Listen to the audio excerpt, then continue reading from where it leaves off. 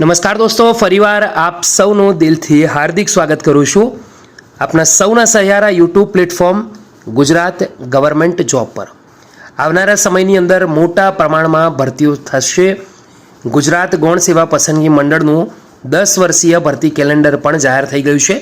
આપણે YouTube platform પર જશો તો તમને ત્યાં વિડીયો મળી જશે જ્યાં 10 વર્ષીય ભરતી કેલેન્ડર વિશે અને વિભાગ વાઇઝ કઈ ભરતીઓ આવશે તેના માટે ઇન્ફોર્મેશન આપવામાં આવી છે। આજની વિડીયોમાં વાત કરીશું પંચાયત સેવા પસંદગી મંડળની એટલે કે જીપીએસએસબીની। જીપીએસએસબી તરફથી મંડળ લેબોરેટરી સ્ટાફ નર્સ ટેકનિશિયન સહિત કુલ 1251 જગ્યાઓ પર ભરતી કરશે। ભરતી મંડળે રાજ્યમાં દિવ્યાંગ ઉમેદવારો માટે ખાસ ભરતી પણ ડ્રાઈવ શરૂ કરી છે। ડિટેલમાં સમજીએ। લેબોરેટરી ટેકનિશિયનની ટોટલ 43 જગ્યા છે। સ્ટાફ નર્સની વાત કરીએ 36 જગ્યાઓ ઉપર ભરતી છે। વિસ્તરણ અધિકારી ખેતીની 12 જગ્યાઓ છે। પશુધન નિરીક્ષકની 23 જગ્યા, આંકડા મદદનીશની 18, જુનિયર ફાર્માસિસ્ટની 43 જગ્યાઓ ઉપર ભરતી થશે। વિસ્તરણ અધિકારી સહાયક ગ્રેડ 2ની 8 જગ્યાઓ ઉપર ભરતી છે।